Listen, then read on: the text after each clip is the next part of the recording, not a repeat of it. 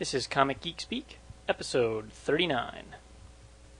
Another one from Brian Deemer. Welcome to the show. We're glad you're with us here. I'm Brian Deemer. I'm Peter Rios. X-Men. Firestorm. Superman. Batman. Colossus. The Phantom. We got a Geek of the Day. We can be sexy bitches too. Bite Me Fanboy. How did you first get into comics? This is Comic Geek Speak. We love them. ComicGeekSpeak.blogspot.com. It's just so entertaining. And this is Comic Geek Speak, episode 39. We are proud members of the Comics Podcast Network. I'm Brian Deemer. And I'm Tasha Deemer. I'm Scott. I'm Matt. I'm Kevin. I'm Shane Kelly. I'm Jamie D. I'm Peter Rios. We are sexy there it is. There he goes. I pressed the damn button and it didn't freaking play. Welcome back to the show. Yes. We cannot have one perfect episode. It would be impossible. That's our niche. Mistake out of the way now. So as you can hear here, we have a full house. I mean, this is the most people we've ever had on one podcast ever. Jamie's literally sitting in my lap. Yeah. And he likes And it. very much enjoying it. So I think... can you guys hear me all right? Because it doesn't sound like I can hear myself. So Yeah, I just want to yeah. make sure. All right. Because I have to be heard, damn it, because I'm important. I think we're going to kind of go over in detail now San Diego, since we kind of gave you little short episodes while we were there because we were just so busy. But now that everyone's here and we can rub it in all their faces that we got to go to San Diego and they didn't.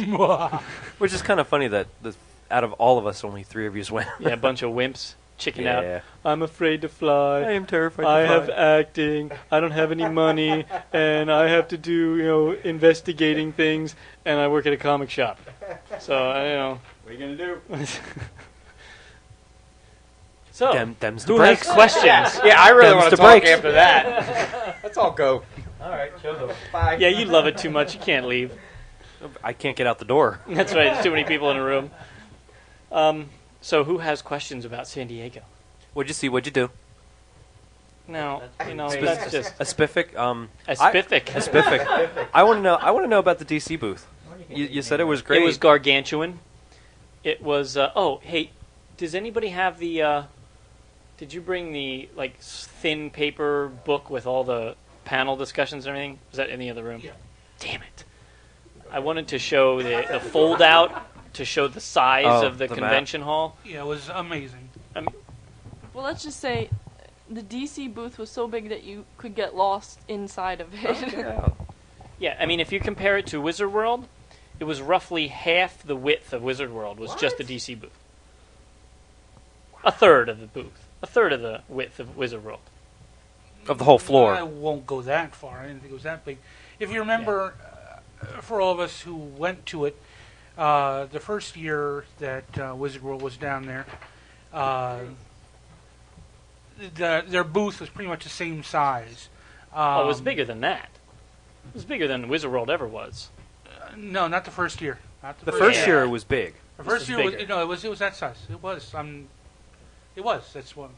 I Let's disagree. go outside. Outside. Beat the hell out of you. Take it to the Thunderdome. But still, it was huge. Just they showed you a lot of stuff, big, giant pictures of upcoming stuff. Just a really neat booth. Yeah, it was basically like 4 big corners, and it was 6 sections of table. The 4 corners, in the middle on the edges, and in the very center was the display case with all the DC Direct figures and all that kind of stuff. And so there was just lots of walking around space, and then the tables that were in all 6 of those spots. And Yeah, that sounds like that Wizard World booth from a couple years ago. That's exactly how they had it set up. it Yeah, just felt and it- so much bigger, though. Maybe it just I wasn't missed as it since wide. then. Maybe this one was. Well, The corners were spread far out. apart or something. A larger space that they were able Yeah, to I don't. It display. felt. When I walked in, I thought, oh my God, where does it end? It was just big. That's cool. And there was always a sea of people in it because they had constant signings, and at least 2 or 3 of the tables at any one given time had people at it. Lots of sketches, lots of different artists. I mean, Dave Gibbons, Jim Lee, Jill Thompson, Pia Guerra, you name it, from DC. That if they were there, they were either signing or they were sketching. Frank Miller come down since he's doing No, All-Star? he wasn't at the show at all. No, I didn't see him at the show at all. I think he's, saving himself for Wizard World. Chicago. Is he going he's- to that one? Yeah. He's a big guest star for guest of honor. But here, we just brought the book, the program that you get when you go to the convention. It's this huge, thick newsprint booklet. It's And actual size. We're The standing middle on it. the middle spread actually folds out, so it's a over 4-page here. spread of the show floor. You are. So you can it's unbelievably long. I mean, can't- it's the equivalent of several city blocks because the building sits on like about 3 blocks, and the show floor is the entire building, so it's like 3 blocks long. I can't believe the variety of different companies, like even not necessarily comic book related, like Lucasfilm, Mattel, like Yeah, all these other Activision ones. and Paramount, and- Bandai. yeah, Tower all Records. all the Tower Records had a huge booth, and they were selling some like special toy or something. Everybody was lined up to get that. What the hell was it? It was some kind of thing to do with He-Man. They were Oh, selling the okay. He-Man DVDs, and they had a whole bunch of the voice actors there, and they were signing them and all that. I think Paul Dini and Bruce Timm were there doing the signing. So yeah, there were a lot of people. The mysterious thing is, you look at this map, you can't find a Marvel booth. Yeah, no anywhere. Marvel booth. That's because they were with Activision, two little like corner kiosk type thingies, and that was it. Yeah, That was all Marvel's. it was all about the video games. Like That- basically, they got Activision to pay for the stand, and then they had a couple tables there. I mean, I think that's really what that's it was. unbelievable. It was really a disappointment because just like the DC booth, you want to go and you want to see Marvel gigantic banners hanging from the ceiling showing upcoming books. You want to have pins. You want to have free posters. You want to have something. They've They have never done nothing. that. They've never any convention I've ever been at. Marvel never did that. Well, they've never done it after the bankruptcy. I was at places before the bankruptcy when they would put the money into the the giveaways and the advertising, and after that bankruptcy, they just haven't. That hasn't been a priority for them. I think the last time I saw the great Marvel booth was at Wizard World Chicago back in 2000 when we were set up there. That they had a wonderful booth, lots of big art prints and stuff, of upcoming stuff. That was the last time I think I saw a good Marvel booth. Yeah, but everything else was huge. I mean, you can just see you kept getting lost. You had to like look at the signs, the aisle numbers, otherwise you weren't sure which end you were at. And you'd say, "Oh, I think it's just over at the other booth," and then you realize it's completely at the other end. You have to walk, 2 blocks to get there. It was huge, and through a throng of They people. have those little golf carts you could. No wheeled things at all. All those guys who usually carry the little rollies with the short boxes bungee to yeah. them, they were banned. You were not allowed to have any Thank kind of God. wheeled thing at all. Oh, so not even like a backpack that had wheels? You could. Nope. Nothing. You could not have it. Wow. The only thing they allowed was like baby strollers, which again I would almost get rid of too Yeah. because they were clogging up the. I mean, I don't say don't bring kids. I do. Yeah, no I wouldn't take babies. my kids But like that. the thing is that the babies weren't what was in the strollers. There was all the crap that was like loaded in the stroller. Yeah. So Yeah, so I'd get rid of them too. But they even made announcements at the beginning as you walked in that check it in now. You don't want the embarrassment of us coming up and forcibly taking you out of the show with your box. So I was very happy in that too because it was just mass chaos when it came to like Friday and Saturday. So you had a lot of legless people just like crawling on the floor? They allowed wheelchairs. Yeah, you always went in behind a wheelchair. That was always nice because a wheelchair is like a snow plow. It Well, would clear the way. and you especially get those behind 'em. electric ones, because those guys don't stop and they haul ass, and they're just running people over. People getting their ankles kicked in all the time by those damn electric wheelchairs. Yeah, So those you little cattle guards on the you front. funnel you funnel right in behind them, and you get an express lane right to the end. So what you need to do is bring a skateboard and then hold on to it once he's Yes. going down. Yeah, the exactly. aisle. If those people were smart, they Ride would the put up a draft little behind wagon and charge people. That's right. Yes.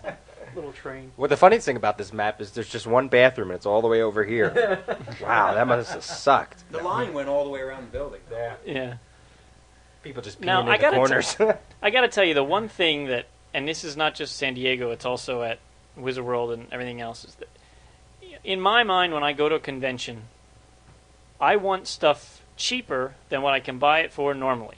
That's the benefit of going to the convention, in addition to seeing people and things that I can't see normally. But all the booths, like Graffiti, who makes all the T-shirts, and all the comics, all the name brand comic stands, the Dark Horses, the Fantagraphics, whatever, everything's regular price. So what's my motivation for buying the T-shirt at Graffiti's stand instead of ordering it through previews when it's the same damn price? instead of 17, can't it be 15? You know, can't it be 2 for 30 or 2 for 25 or something special? Like, so I didn't buy anything because what's the point if it's the regular price? You know, do you guys agree? Like, aren't you looking for a bargain when you go to a show? Oh, totally looking for a bargain. What's that? That and you were poor from the group age. Well, that too, but I mean, you know, even when I go to Wizard World in Philly, it's like, oh, there's graffiti. Oh, let's check it out. How much are the shirts? $17.95. That's the one thing I'd like to see graffiti's T-shirts come down just a little bit for shows. Give me, motivation for buying it from you right here, right now. No tax, no, you're.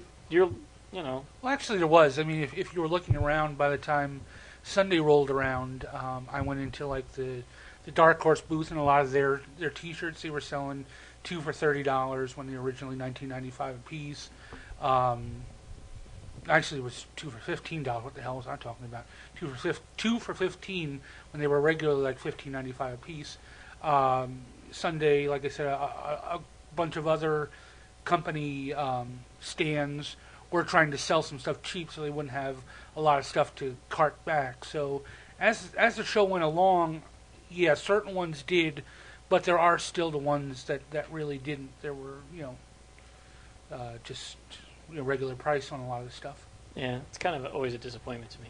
Even the Joe Schmoes or whatever selling the trades 50% off. Well, I shouldn't say though that was a bargain, but some of the other places weren't any cheaper than what you would get online.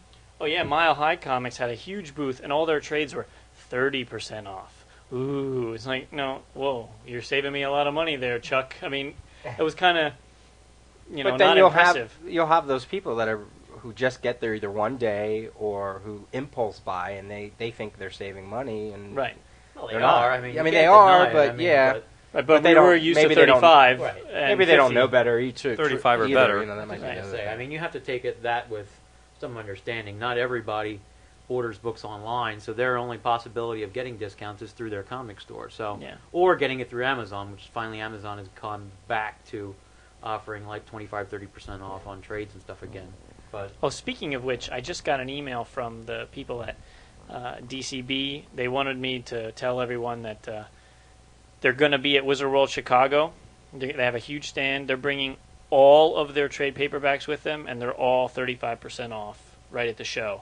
So if you're there, go up to them, say hello, tell them you're a fan, and just shake their hand because they're really nice people. When they were at Wizard World Philly that year, their stand was so organized. Yes. You don't have to go through and dig. It's just you're everything looking at was the in alphabetical spines. order or whatever. You just pull it right off the shelf. Yeah, Kevin mentioned Amazon. I have to tell you real quick, I saw a little blurb on the internet today. Harrison Ford was delivering Star Wars trilogy DVD sets in some southern state as a promotion that Amazon was giving. Can you imagine Harrison Ford coming to your door? Here's your Star Wars DVDs. That's pretty cool. Yeah. He must be hard up for cash if he's doing that. So, talk about the sketches you guys got. Because I don't think you've mentioned all the sketches I that didn't you mention got. all of them. Well, I got the character Delirium of the Endless by Jill Thompson. It's one of Sandman's sisters. Jill Thompson was very nice. I got Unusagi Yojimbo by Stan Sakai. I got a Black Adam by Steven Sadowski, who might be the nicest artist on the planet. If you ever see him at the show, be sure to say hello. He was a really great guy. We got Tulip from Preacher by Glenn Fabry. We got a Terry Moore sketch. What's that? Kachu? Is that her? Is it? Because from Strangers in Paradise. And I'm missing something, aren't I? You guys just saw. Oh, the Tim Sale did a Daredevil for me, which was very cool. So it's all in all a good haul of sketches. And this was my first bringing like a sketchbook along, and I also got a Nusagi, got a Baby Delirium for those of you who read like the manga style book that Jill Thompson puts out, The Death, and she just came out with Boy Detectives. I got a Eric Powell Goon sketch. Also got a Sergio sketch. I bought a book at his stand, and he gave me a quick sketch. Also got a Terry Moore. With Brian's, he just did pencils. with mine. He really liked the paper it was on. He said it was some of the nicest paper, and he wanted to know where I got it from. And I said, well, I just bought it at Walden Books. He said he's had art books that come through that the paper doesn't hold the ink as well as this did, so he even inked it and shaded in the hair. It was a really gorgeous sketch. And I also got a Tim Sale. I let him make the decision, and he gave me a Joker, like a Joker face. So that was what I got. Can I ask, like, what was the average price for sketches from the artists that you worked with? Well, all the ones I got were free. Yeah. Because I was only interested in free ones. Because I feel very strongly that it is the artist's duty to give out free sketches. Like, I really believe... I mean, unless you want an ultra-detailed sketch that they take a half an hour for, then fine, you can pay for that. But if I walk up and I just want you to do a quick doodle, you know, that's what I want for free. You know, that's your return to me for buying all your books all these years. You know, but anyway... But, I mean, everybody was charging different prices. I mean, I saw $10, I saw $20, I saw $40, you know, I saw Sergio was charging like $100 if you wanted detail, you know, or whatever. So the prices were all across the board. Yeah, I basically got the ones where they were appearing at a different company's booth, figuring they were being paid by that company to be at that booth, and I didn't feel quite as much of a obligation to pay them anything for it. I did wind up, like at the Eric Powell booth, I bought his sketchbook. I bought a book at Stan Sakai's stand. I bought a book at Sergio's stand. All, you know, only spending like $10, $15 on any of the books. And it was also, and for Terry Moore, I was planning on doing. I bought. He's come out with a complete Strangers in Paradise in digest form. I bought all three of those. And they all wound up signing the books also. Sergio and Stan Sakai also put a little sketch inside the books. So I kind of gave them a little something back. But with Jill Thompson, she was appearing at the DC booth. And, you know she was being paid by DC to be at that booth to to do sketches. And that's what everybody was giving her. So I didn't, feel that I think every person there. in line got a sketch from her. Yeah. And when that happens, I usually want to be the one that doesn't ask for a sketch and just goes up and shakes her hand, and because I did that with Jeff Johns, and boy, the look of gratitude on his face. Well, I'll tell you what I did with Jill was, I watched and I listened to the 4 or 5 people that were in front of me, because that's how close I was. Only then was I close enough to hear what was going on. Everyone just said, "Can you draw Sandman?" And then they sat there silently while she drew it and said thank you and walked away. The woman won an Eisner the night before, or 2 nights before. So I went up to her and I said, first thing I said was, "Hey, congratulations on your Eisner." And she looked up at me and went, "Oh, thank you. You actually know who I am. You actually understand. You pay attention." It's well, it was only 2 days ago. I mean, and it's a big friggin' deal. If someone won the Oscar, you're just gonna say hi. You're gonna say congratulations. Yeah, but you forgot to mention that the gay mafia was dominating her time, and nobody could get a word in edgewise. Yeah, there were these 2 guys from some comic company, and they were gay men who were from some comic company that promoted comics done by gay creators or whatever. And Jill knew them. Which there's nothing wrong with that. I'm not saying there's anything wrong with it. But they were just dominating her and time. they knew Jill, so they came up to the stand, and were standing next to the people getting sketches, and just talking to Jill about her favorite Buffy episode, and her favorite this, and did you see these guys, and what about that? And so they kept talking, so people couldn't talk. But I got up there, and they were still there, and I butted right in, and I was talking to her, and I told her the first Sandman issue I ever bought was one that she illustrated, and then she started a conversation with me, and then these guys were standing there listening to me talk instead of me standing there listening to them talk. And then they actually joined in the conversation at one point, and so I was talking to all 3 of them, and it was fine.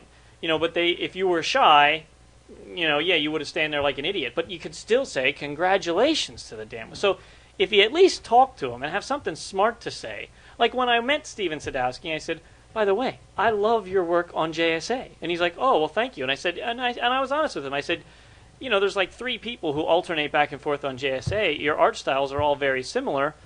Sometimes I don't pay attention to which one of you is which, but I said, I think it's kind of nice because it's all very consistent. So even though there's not one of you on the book every month, it's hard for the audience to differentiate, and that's a good thing. He says, "Yeah, I agree. I don't mind my stuff blending in." And so we had a conversation. And so many of these idiots just stand there like they're mute. And you go, I mean, the guy's drawing you a picture for free. The least you can do is say thank you or hello or, you know. And that's why they get the reputation of being geeks or fanboys, because their Exactly. social skills are lacking. You know, Yeah, and big it's like, time. You know, just And it's open your one- mouth. It's your one chance. That's what they're there for. They're there to talk. And aren't they smelly too? No, it was so freaking cold in that auditorium that you couldn't have smelled anything if there was a Excellent. smell. In the morning, it was literally like shivering until more people walked into the auditorium. I loved it. Yeah, that's my kind of auditorium, man. Well, but then in the afternoon it did get warm, so you couldn't wear long pants and stuff because then you would have been hot later on. So I was running around like literally uncomfortable because it was so cold for the first 2 hours. Is that the day you saw the penguin in the corner? Yeah, I think so. So what was your favorite panel? The quick draw panel where they have they do it every year. It's Follow the hosted by Mark Evanier. Or Evanier, or however the hell you pronounce his name, Mark Evanier. And Sergio was an artist. Jamie helped me out. Kyle Baker was an artist, and who's that other guy? Scott Shaw. Scott Shaw was an artist. And they have 3 projectors up top where they draw, and everyone can see on a separate screen. And then Mark says, okay, everybody draw, the Hulk as a nurse or whatever, something silly, and then they had to draw it, and whoever drew it first or whatever, Yeah, it was that one was draw a occupation for the Hulk, a new occupation for Yeah, the and he Hulk. picked from the audience. People shouted things out. So there was Hulk as a nurse, there was Hulk as a teacher, and there was Hulk as somebody else, whatever. And they had a whole bunch. And then they picked a person who had to stand with his back to the screen, and then they put 3 words on the screen, and then they each drew the word, and the guy turned around and tried to guess what the word was from the drawings.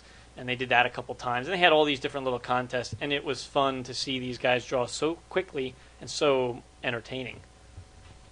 And then they had some specialized contests too. What was the one with draw how many Hanna-Barbera characters you can They had draw? Scott and- Shaw do that because I guess he draws that or something. I didn't know who he he's was. a Hanna-Barbera artist. The one I thought was fun was they had him draw Space Ghost, and then they said, okay, Mark Evanier went on and said, okay, we need a new voice for Space Ghost, and he talked to this one guy, and he's like, no, I don't like that. Yeah, he had him say, "Hi, I'm Space Ghost, and you are some character from Yeah. the show." I don't even watch the show, so I don't know. Yeah. And then he goes and he has this other guy, this one guy do it, another guy do it, and he goes, "How about you, sir? You do it." And it was Gary Owens, the gentleman who did Space Ghost. Wow. He was like a special guest at the show. He was Mark did this basically to pimp the fact that they were doing a Gary Owens panel, but it was really neat to hear the voice come out of nowhere. Yeah. It was like, and then he played that game, the Guess Guess the word. game. And he sucked at it. He had no idea. But poor Gary Owens, he's a nice guy, but he's got to be like 90 years old, and he was trying to be funny, and he just wasn't funny, but it was really fun to watch. So those are you have pictures of those. Yeah, those sketches, are the right? sketches, Up all on the thing? Sergio ones Yeah. I took pictures of, yeah. And Scott Shaw, artist on Captain Carrot, right? He did some covers so, and so yeah. did some. Yeah, Scott Shaw. Oh man. Well, and then the Sergio contest, the specialized Sergio contest was he had to keep fitting all these different things that Mark threw out for him on one page. Well, yeah, first he drew Alfred E. Newman in the middle of the page, and his motto is "What me worry," so the guy never worries about anything. So then Mark says, "Okay, well he's being attacked by King Kong, he's being attacked by samurai warriors and space aliens," and so he had to draw all this stuff on this one page and to fit it all in because he's good at many things small on one page. So that would have been a hell of a sketch to take home with you, Did they auction them off afterward?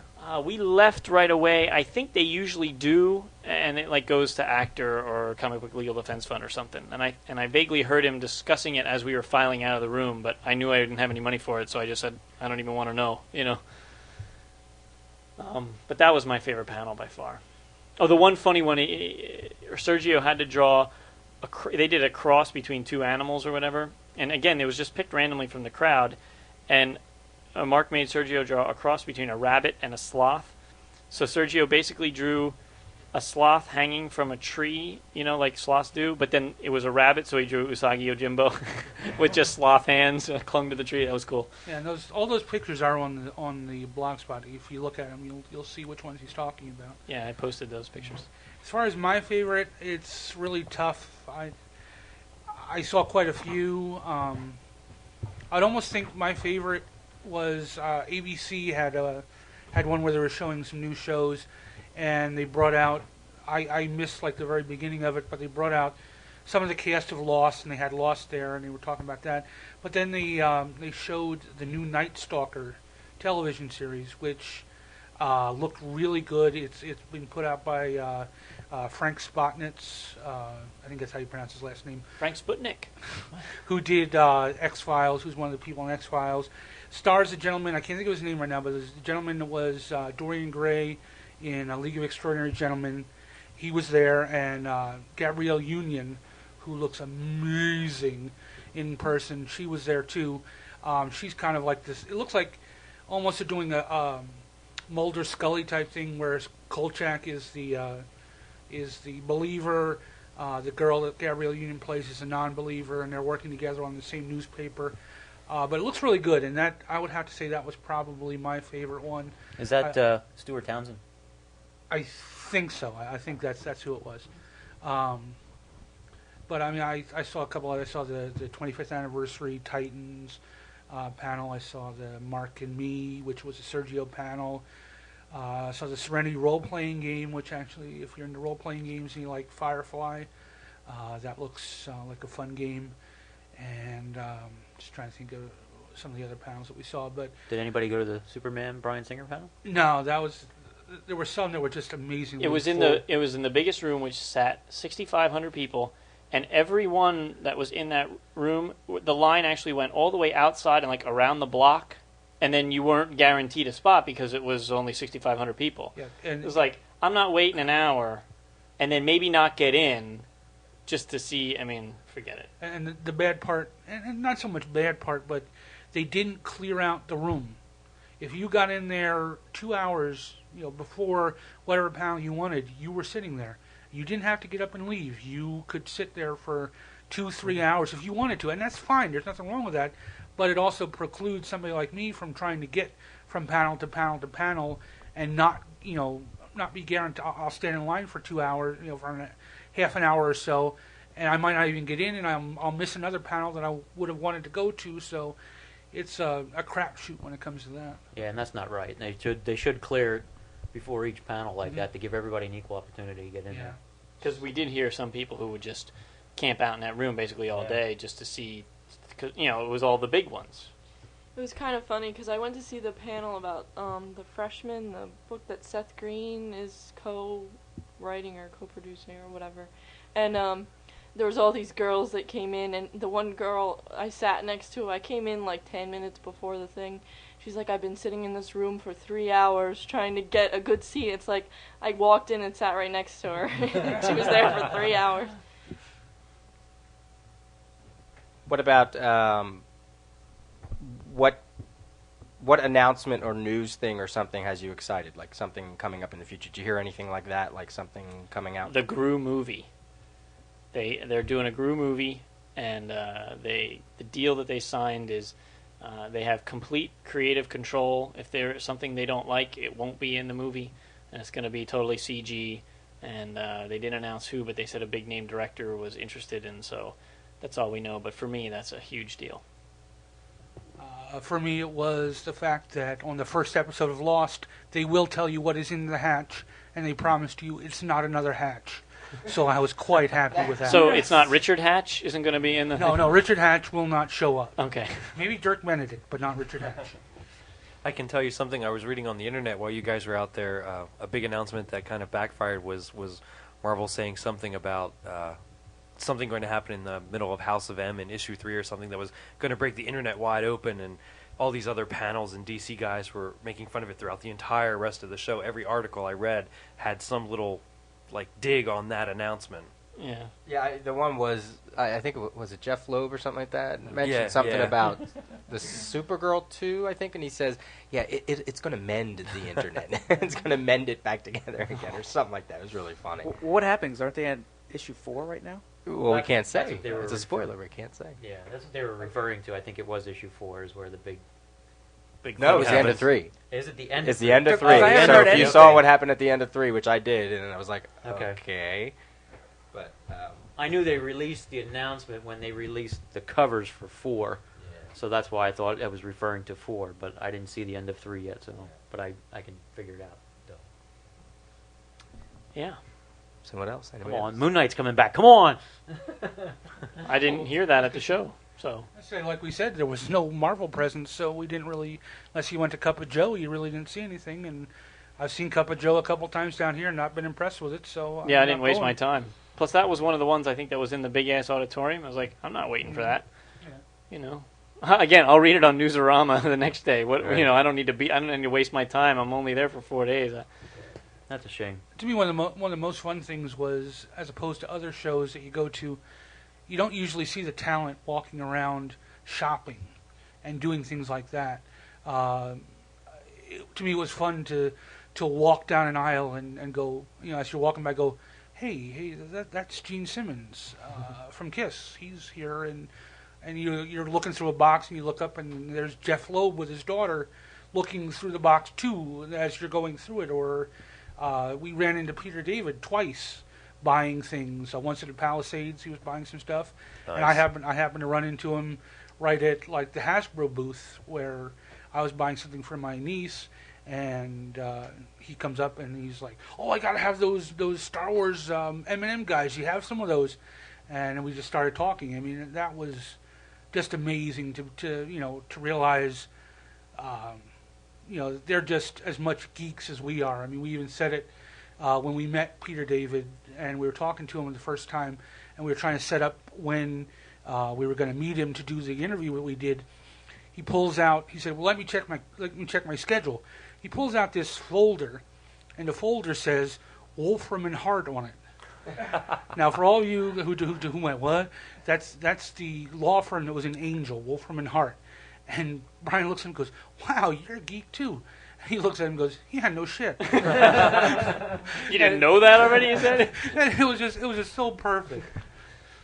Speaking of Wolfman and Hart, wasn't it the lawyer from Angel that we saw, or was Lindsay. that from Buffy? Oh, No, Lindsay. it was yeah. the bad guy. Yeah, The guy who showed up at the end of Angel, who was like the liaison with the higher powers, who's also in Firefly. yeah, and, Adam Baldwin. yeah, Adam we saw Baldwin. him. He was all geeking out too. He was looking at all the toys and stuff. Yeah, He's he like, was- "Well, that's me," you know. Well, it was funny. He was at the Diamond Select booth, and I was just kind of sitting there. And if he had come out my way, I would have at least just said, "Hey, love the show. Thanks a lot. Love, I've seen you, watching you, blah blah blah, whatever. Basically kiss his ass." And I look at him, and there he is. He's buying some of the mini mates. He's putting them in his thing. Like Brian said, he was looking at. They had the Serenity toys, and he was looking at like his toy. He was kind of looking at it, so that you could tell he was pretty much a geek too. Yeah. And how was San Diego? You've Well, talked about itself. Tijuana, but I mean, what about like San Diego? San itself? Diego's a great town. The Other weather than is the trolley beautiful. system. Yeah, other than the trolley system. Let me get this straight here. I mean, the trolley itself is nice, and the places that it goes to is convenient. It just needs to be more frequent. Yeah. That's pretty much the bottom line. If it would run like the subway every 5 minutes, it'd be great. But waiting 15 minutes or a half an hour, depending on the time of the day, makes people not want to ride it because they can already be to their destination in their car by the time they get on the trolley. So, That was a big thing. I mean, there was the fact that San Diego Comic-Con was going on, and within two city blocks, they had San Diego Padres baseball. They just had to have more frequent cars coming and going, and more direct lines too. There were a lot of times we had to go to a certain stop, wait, get on another one to go where we had to go, and when there was the capability of having a direct line. So that was really my only complaint about it. And it was actually, I was really complaining about it last time, but it was a very clean, very neat transportation system, with the exception of the banana peels on the train of death. So on the train of death, the banana peel that kept following my seat. I don't know what the hell it was, but every seat I went into had a banana peel. The train of death. It was funny. Aren't there any cabs there? Or no cabs anywhere? No? Well, yeah, but cabs are expensive. I mean, our trolley pass was $15 for unlimited travel for all 4 days, including buses. Oh, okay. So it would have been one cab for $15. So we came and went, went to the beach, came back, went here, came back, all for $15 total for 4 days. So that's a good price. All three of you. Well, it was $15 each. Yeah, but right. Hey, let's break it up here. We received a Geek of the Day, so I'd like to play that for everyone here.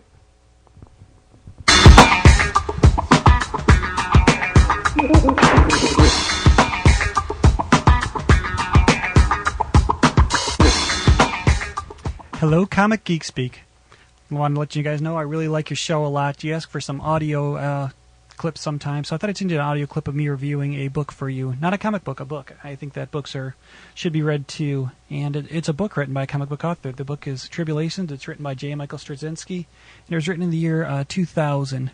They'd put it out on the internet first for free, and then you actually had to buy the book, and I got the book for $1 at a comic book store. The book is about... actually, let's first start with J. Michael Straczynski. You've talked about him before. He's written the screenplays for Babylon 5. He's written Amazing Spider-Man, and he's had his own comic, Rising Stars, and seems to write a lot of different things, and seems to be writing a lot these days. Tribulations is a book about a serial killer on the streets of L.A., and he's killing homeless people at first. Susan Randall, she's a reporter for a local paper that is not quite as popular as the L.A. Times, but they're trying to get there.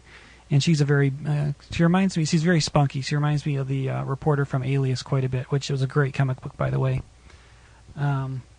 So this serial killer stalking the streets of L.A., and Susan Randall's on his path, and she comes across this person named Raymond Wheel, who is also after the serial killer. And Raymond Wheel is he's kind of this, he's this, what they call a soldier for the Christian faith. He's almost like this super styled cop that's after demons, and he believes that the stalker is being possessed by a demon, and that's why the killings are occurring. Susan Randall's very skeptical about this. She doesn't believe him for a second. But she starts to listen to him a little bit, and she thinks that he's got some information on the case, so she's going to hang around him anyways. The serial killer, he's killed some homeless people. Now he starts killing middle class people, and when he starts killing middle class people realize it could actually be them in LA. So they start getting panicked, and so you've got the people in the streets panicked, and you've got Susan following him with this guy Raymond Wheel. And Raymond Wheel, you find out she starts getting more information on him, and we start getting more information on him and find out that he's got a really interesting past.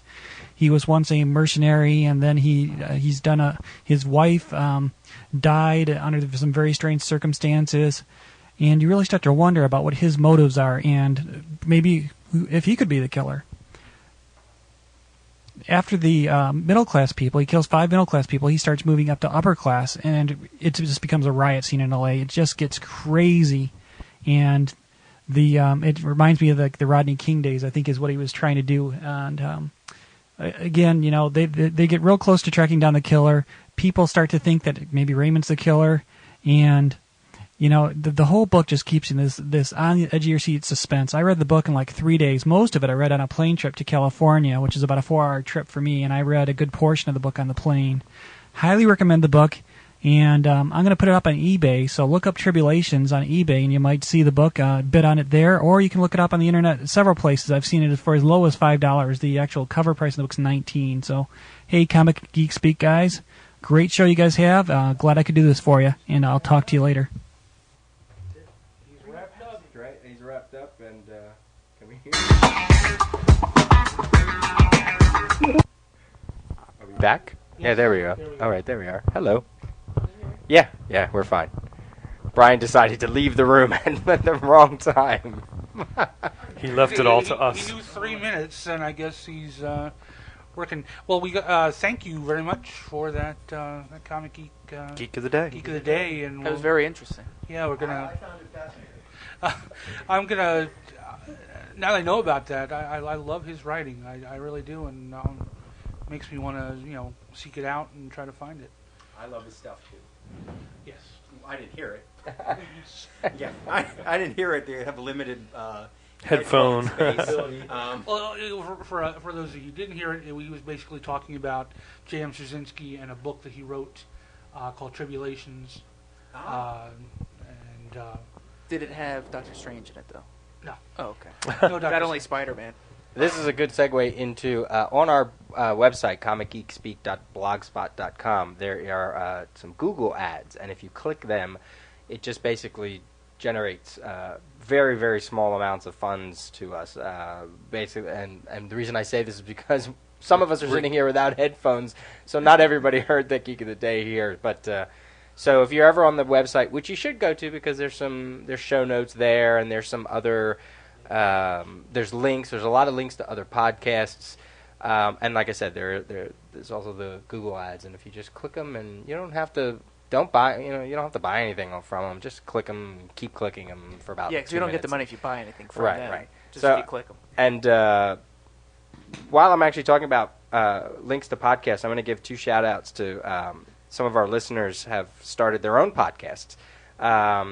David Akers has a podcast at tvtriviapodcast.blogspot.com. And this is one for you, Jamie. You should really check it out because he basically asks questions concerning trivia questions about a certain show, TV show. And I want to listen to that. it. And he has 3 or 4 episodes up, and I know the first 3, the one deals with Dukes of Hazzard, the other one deals with MASH, and the other one deals with WKRP in Cincinnati. Nice. That is my wheelhouse, baby. Oh. You're going to crush it, MASH. Yeah. And so, I mean, Jamie definitely needs to go through it because, as I said on the one forum post, he kicked our collective butts in the CNET game, the TV edition, where he just basically took us all on, and there was almost no contest. The only reason we won the one time, I think, was just because you had a brain fart. No, it was because it was they said who no, ran the Sentinel newspaper, and I said Britt Reed because Britt Reed did run it, and they wanted frickin' Green Hornet. So I was right, they were wrong. Damn it! There was also the one I was thinking of is the musical theme that you thought it was something, but it actually turned out to be another one. Yeah. Yeah, I know. Wah. Shut up. The other podcast is from Bruce Rosenberger. He pitches into the show quite a lot, and on the forum, he has a podcast that's not quite so new, but it's kind of like a new way that it's coming about. It's called comicscast.libsyn.com, and comicscast is spelled with 2 Ks, KOMICS.libsyn.com. And he's also talking about comics and some other things, and a lot of small press comics and indie comics. But like I say, he's a contributor. They're both contributors to the forum and to the show itself. So I wanted to just give a shout out to those guys. Cool. I got to tell you, I hope at the next podcast with the group that's here now, we can discuss something that more than just 3 people could put some input on. Just throwing that out there. Hey, everybody had their chance to go to San Diego. I'm not saying that we didn't. I'm just saying it's a mecca. It's a mecca. You got to go, right? Some of us have other things that have to take priority, I'm afraid. But well, we can talk about some other things. Let's do previews for September. Let's talk about some of the stuff because most of us probably have put in an order, if not sooner. Yes, we will I be. just finished mine. Yeah, because how much was yours this No, month? I'm not telling you, man. I'll tell you what, mine was slowly going down since the first order, and this one just jumped right back up. Yeah. Oh my God, yeah. What do you? The Marvels? Yeah. Okay, hold on. I'll tell you real quick. One of the things that I read about San Diego was Hasbro released all the next group of Star Wars figures that are coming out, and I am terribly, terribly disappointed. Some of the characters they should have had come out, or some of the things that looked like they were just rehashing just to get numbers of figures out. I was very, very disappointed. I was just amazed at the crappy selection that they're going to give us. All right, so the granddaddy of them all for me for this one, Absolute Edition of Crisis on Infinite Earths, hardcover. $99.99. How many copies of that do you already I have? know the udders of that cow are just about dry. I think. I have probably just as many copies as Peter. Yeah, but this is slipcase. This is two books in one. I have going the at other the website? slipcase. Oh, Does it What's come it with for a at the free hand website? job? 40, I mean, I think for it's like $100. 45% off. It's like 45% off, I think, on the website. Yeah, it's 40, so it's Yeah. $55. Right, which is great. Peter, you That's could have great. borrowed mine, so I'm going to order it. No, I have to have it. Who's that artist who did the new slipcover dust jacket art? Who is he? George Perez. Ain't getting no quarter out of me. So it's going to have the complete 12 issues, obviously, introductions, new dust jacket art. There are going to be some notes, original plots, commentary from Marv Wolfman and Jerry Ordway. It's going to have the official index to Crisis and the official index to the crossovers. Which they are nice. And just some other, looks like other just text things. It's advance solicited. It comes out on sale November 16th. Go to DTBS, order That's it. my wife's birthday. Is it? Oh, yeah. Get it for her. Happy birthday. Here you go. Happy birthday. That's the epitome of something that I know you're not going to keep. The gift that keeps on giving. Yeah, Right? there you go. Yeah, give it right back to me You know, across my head. actually, that's 4 days before my birthday. So what? So 45% off of 99 is what, like 50 some, right? 50, 55. So five of you put $10 down. I don't have to buy it. You can get it for me. Too Anyway. late. Anybody else have anything going on for? Yeah, I your think present on my birthday. One of the real kickers for me for this month is from Marvel. It's the first issue of the Century miniseries from Paul Jenkins and John Romita Jr., which I'm very much looking forward to. I mean, those two guys on that same book with that character really gives me... Anything with John Romita Jr. Exactly, and I'm really interested in the character of the Century. I think it's a very cool character, and I think if they follow through with what they're setting up and what they're doing with it, I think it's going to be a very interesting book. Plus, you were the Sentry. No, I was Sentinel. Burn. Hey, I'm sorry. I want to say something before I forget. We were talking about the convention. Where were you? Where'd you go? I had secret things I had to do. He had business. Don't you worry about it. The Sicilian pizza not agreeing with you? At the show, we were very fortunate enough to have met Lena Taylor from the I Read Comics podcast. She was very nice. Hello. And she misses you, Peter. She wished she could have met you, but, what are you going to do? You were too cheap. And Did you still have that gay musical? and we also met Joe Gonzalez from the Comics News Insider podcast. We actually had met him in Philly before, but we met him again. And he actually sat with us for the Eisners, so that was cool. We got to hang out and pal around for a while. So just want to give a little shout-out to those guys. Cool. Those are the only people you met? The only other podcasters, yeah. We did, and we also met, we met two of our fans, and then, three of our fans, because one of our fans is Brian Miller, the guy who colors Birds of Prey and OMAC, and he hooked us up with a bunch of signed autographed comics, so it was very cool, and a little bag with his company's logo on, and we got a mug, and cool. we got a Magic 8-Ball, and we met his wife as well. They were both there. They were very nice. And I just like to say the coolest thing was with them, they each had a tag on that they were wearing that was an original Simpsons drawing of themselves as Simpsons characters, which is really they met, cool. I guess, one of the artists who does the Simpsons comic or does the Simpson cartoon or something. Was it? Well, it wasn't him though, was it? No. It was one of I the don't know, regular somebody. artists on the Simpsons or something who he knows and did the badges for him, which was really cool. That's cool. That is neat. Another thing here for September. It's a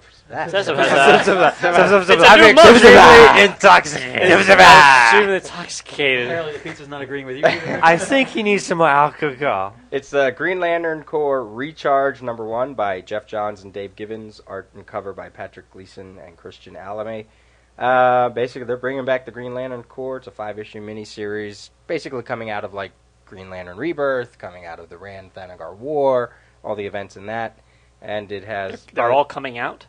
coming out of those books. Oh. It's Guy Gardner, Kyle Rayner, and Kilowog. You poser. Yeah, poser. And that looks to be like just a really fun... And what I love about it is DC's, recapturing a corner of their universe that they've let slip, or not let slip. Yeah, between but that just and Adam Strange. Yeah, I mean, they're really bringing back their corners of their DC universe.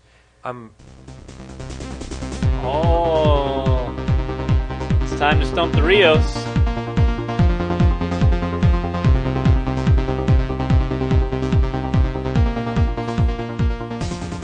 All right, Peter. This one is from Drew M. Ever a participant? Oh, no, not again. So here we go.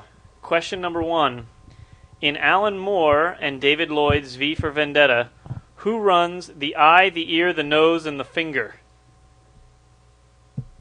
I never read it. You're giving away the I trade know, and you never read it? I never read it. Oh my god! Wouldn't that be funny if he wins the trade based on you not answering the question well, out I'll of tell that you, if trade? he does win it, I'm going to read it before he sends it. All right. The answer is Conrad Hare controls the eye, Brian Etheridge is in charge of the ear, Eric Finch heads up the nose, and the finger was run by Derek Almond. I got a finger for you. Okay. I'm kidding. I'm kidding, Drew. I love you. Who replaced Steve Rogers as Captain America in 1985? 1985? Oh. Oh, Drew. See, I'm flip-flopping between the I see him two. sweating. I'm going to say John Walker. That's correct. Woo! I thought maybe it was Nomad. I wasn't sure. Like maybe it was Nomad or John Walker. All right, good. Did he ever? Nomad didn't take over for Cap. I mean, Cap became Nomad the Oh, one time that's when he what had- I'm when thinking he of. That's had, okay. You know, dripped out of the Captain America costume. He became Nomad. Okay. But this was the time when he became the captain. Yeah, the like government yeah, tried to okay. take him over, and he's like, I'm not doing that. So he adopted his own persona, the captain, and then the government took John Walker and put him into the Super Patriot. And Cool. Didn't became Walker go on to main become US U.S. agent? Well, later did, but Eventually. he picked up the mantle of Captain America. Right. And Steve Rogers took the mantle of the captain, and that was the whole dynamic of that storyline. Cool. Okay. Knock it out. You're off the hook here. And question 3, DC. Which members of the classic Justice League of America were married during the 70s? Is it just one couple? Because it would be... No. It doesn't necessarily mean two. Oh. It's just which members of the Justice League got married during the 1970s. Or had like a spouse or something like that, or... yeah. That would They- be married. Yeah, that would Yeah. mean getting married. We're not getting... Okay. Flash, Barry Allen had Iris West. Okay, that's the first one. Hawkman. Let me tell you how many there are. Yeah, because 1, otherwise that'd be... 2, 3, 4, 5. Hawkman and Hawkgirl. That's 2. Elongated Man had Sue. That's 3. Adam had Jean Loring. That's 4. And hold on, let me just flip through, trying to just picture who they are. Right before she was raped by Dr. Light? Yes. Okay. Superman, Batman, Wonder Woman, Flash, Green Lantern, Hawkman, Hawkgirl, Adam. Hold on. Is he counting Aquaman? Yeah, I guess Aquaman, Mira. That is correct. Yeah, okay. So you got that whole question wrong. Very Woohoo! good. So I got one wrong, so I got to put a quarter in for the Comic Book Legal Defense Fund here. And I got Nice a job. Just All right, I have prepared a special trivia question for everyone. here, listen, So- listen. Oh. There it is. Is that what that 3-minute dump was all about? All right. In 1976, DC and Marvel jointly released Superman vs. the Amazing Spider-Man. It was written by Jerry Conway, penciled by Ross Andrew, and inked by Dick Giordano. Who not so secretly redrew all of the Amazing Spider-Man heads?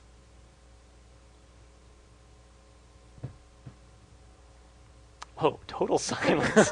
Who secretly? John Romita Sr. That is correct. That's all. Yeah, that's what I just saw. All right. Now, He's done that in other comics as well. that was the one that was not so secret. Like it was kind of well known that he did that, but but then there was a secret here, and it's who secretly redrew all of the appearances of Superman. Again, utter and total silence. I'm going to say Garcia Lopez. Any other guesses? I'm guessing it's Kurt Swan. I say Wayne Boring. Jack Mayhaw. The answer: Irv Novak. Neil Adams. Ah. He and it was very interesting. I got this information from The excellent, his excellent nickname. magazine that I have now been turned on to and will subscribe to forever now is Back Issue Magazine. Oh yes. And the brand new issue that just came out at the show, it was hot off the presses right to the show. I bought a copy. There's this whole article about this guy doing research to figure out who really was involved in that book, because there was a lot of speculation. And there was I guess Mark Evanier had seen the actual pages, and he said there's no way that there was anything tampered with the pencils. So Ross Andrew drew Superman. That's the end of the story. And but the whoever wrote this article, I don't remember his name. He said, "Well, I'm just going to ask these people flat out if they." So he emailed Neil Adams, and he talked to Dick Giordano too, and they both said, "Oh yeah, Neil repenciled them." And what he did was he took like a kneaded eraser and lightly erased the pencils, so there was just a real faint pencil there, and then he penciled over top, and then Dick inked Neil's new pencils. So that's why the pages didn't look tampered with, because it's not like, I don't know, they did some crazy photocopying or something weird like that. He just repenciled the other pencils. So that was the story. So it's kind of interesting. I mean, in the article, did they explain why they did it? Yeah, well, I guess even Ross Andrew knew that he did it, and he even admitted that his Superman was not the greatest because he hadn't drawn a lot of Superman. And I guess the guy had some problems with one of his eyes, so his depth perception was off, because this was later in his career or whatever. And so some of them were out of proportion because he could only... And sometimes they said he would actually draw on one side of the paper, then flip it over and draw it on the other side, because that was his good eye, was on the depending on the angle, the way the direction the character was shaped. And then he would flip it back over and trace his pencils through a light box on the other side of the page so that he got the right proportion. Wow. And so that's why some of his books took forever or whatever. And probably also, they were really big, both companies at that time, that everybody had to have a certain likeness, no matter, because when Kirby was doing some Superman stuff, they drew over his faces too, because they said Superman did not look like Superman. So I can imagine they did the same thing for Spider-Man. They probably went, well, that's not the house style at the moment, so that's why we have to do that. Well, there was also a lot of people wanted to be involved in that book because it was like the biggest thing going at the time. So, which is odd, though, because, I mean, Ross Andrew had one hell of a run on Amazing Spider-Man in the 70s. He picked up after Gil Kane and John Romita in the early 130s and ran all the way up until the 180s. So, I mean, he had a good run. Well, the cover to that, although it says Ross Andrew, is actually, I think the layout was by somebody. The layout was by Carmine another. Infantino. Right. And then Ross Andrew finished. Yeah. So even he wasn't the original. Everybody cover. was involved. They got everybody from both companies involved, and both Stanley and Carmine Infantino edited the book and or whatever. So it was a whole big thing. But that, by the way, I mean, you got to read this magazine. If you have any interest in older, this covers 70s and 80s comics. And I'm reading this baby cover to cover. It is just so fascinating. We told you. Yeah. And the articles are like 6-8 pages long they're each great. in small print, and it's I would love to do a awesome. magazine episode someday, so Oh, I'm sure yeah, we'll do that yeah. because I really want to spotlight a lot And of Jamie what gave me a copy Back of Issue his does. newest issue of CBG, which I hadn't read CBG since it went to the monthly format, and that's friggin' awesome. I'm reading that thing cover to cover, Yep. every article, so I'm going to subscribe to that one. These magazines are just awesome. You can all thank me because I turned you all on to both of those. Yes. Yeah. But it's nice to see that there's some good magazines out again. I mean, I Yep. used to love the old Comics Journal and Amazing Heroes, and I know Comics Journal still published a lot, but it's very independent-y. I mean, it doesn't really cover a lot, hardly any mainstream or even the creators. So, I mean, if you don't read a lot of independent books, you have no idea what's going on, which is okay. I mean, because that way people get a chance to explore some stuff. But I think a lot of the interest has gone by the wayside for that kind of book, and Amazing Heroes doesn't exist. So, I mean, really the only thing for the general public out there is Wizard, and that's, kind of... Marvel biased? Well, not Marvel biased, but I mean, it's very- the humor type magazine. They do Surface-y type informative. magazine. Yeah, exactly. Whereas It's the back comics issue, version of People. back issue does very in-depth articles. This is like the Wall and- Street Journal or something. And yeah, I mean, they have all the information. It's done very well, very deep, well researched, and well written. Yep, So I mean, yep. it's just and well designed. And what magazine? The magazine that won the Eisner was Comic Book Artist. Is that correct? Yeah. That's good too. Yeah, that's a good book. I have a few of those too. Mm-hmm. While we were on the Stump the Rios, this was on the boards. Catherine from Philly, shout out to big Catherine from Philly. She wrote some questions down, and I actually emailed her the answers. The questions she wrote was she must be a shadow cat or a kitty pride, which her name is Catherine, so she must. Because first one is name 3 Marvel superheroes, and you guys can try to answer them. Name 3 Marvel superheroes who have as part of their superhero name or alias the word dark. Dark Hawk. Phoenix. Dark Phoenix, Dark Hawk. One more. Darky Darkman. Dark Man, Dark Knight. Dark Diggler. She, I believe she was in. She may not have been a part of Defenders, but she was like in that run. I know she popped up a lot in that run of the old run of Defenders. The Darktress. Maybe even Hulk as well. She's a Russian. Wasn't Dark Star. Dark Star. There you go. Dark Star. Second question. Name the 3 aliases used by the goddess and this is her words. Used by the goddess and kick-ass heroine Kitty Pryde during her tenure with the X-Men. Shadowcat. Ariel and Sprite. Yep. And the last one. Name the 3 X-Men who made the leap over the pond and joined the Excalibur team for a while. Nightcrawler. How many? Kitty Pryde. Rachel Summers. And Rachel Summers. Yep. Yeah. Cool. So I just wanted to give that to her. Good question. Yeah, and she actually said she may try to give me some more, or she may do a Geek of the Day in the future. So. Yeah. Just real fast, Catherine, I know you had talked about shows in the area, and I hadn't gotten a chance to get back to you about it. And hopefully you'll hear this before. This should come up before. There is a show down in Philly on the 31st at what is the new The Ramada Inn. The Ramada Inn along Just the side of the airport. just side of the airport. So Like Island Avenue or something. yeah, like it's that, real or- easy to find if you get on Route 95. 95. Yeah, if you get on Route 95, it's right off. I know it's one of those I can drive there, but It was just goddamn, funny. I don't What's the name of the know. hotel? What street is it on? And it's close to the other road, and you get there by. There is a show. I don't know where it is. Okay, I haven't the fucking idea where I am. So screw you all. I'm going home. Yeah, I think that deserves another quarter. Drop a quarter. F-bomb has been used. Drop this. Hey, we want to announce our next contest. Because I wanted to do it in the beginning of the show, and I completely forgot. We're trying to do different segments on the show. You know, we have the Stump the Rio segment, and we're going to soon have a movie segment, and next episode is going to have a video game segment. And we want to also have a segment on manga and a segment on anime. 2 different segments. 2 different segments. But none of us here know anything about manga or anime, other than, very surfacey kind of stuff.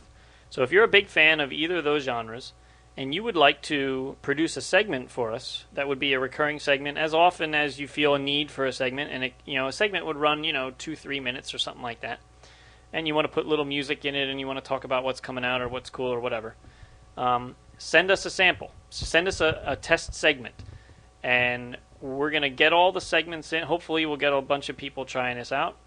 And then we'll pick the winner, and the winner gets to do the segment on a regular basis. That's as simple as that.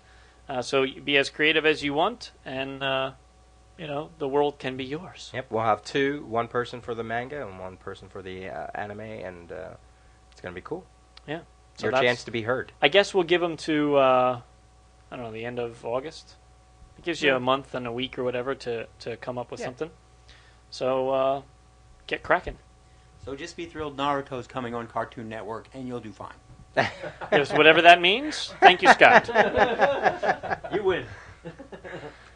And I guess we could Do you wanna probably wrap How long has up. that been? I don't know. even know. We changed the time in GarageBand, so I have no idea. It could have been 4 hours now. I'm not watching. I really don't know.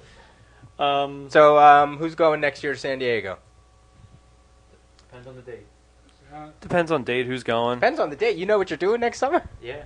You do? I have to go back to California for my training. Oh. I'll finish my training. So depending when the date is, I won't be able to go. Oh. I'm sure I have some cases to work, so it's. Oh, come on. never people. sleeps. Me who doesn't like to fly is I thinking got about cases. going. Really? You're thinking about going?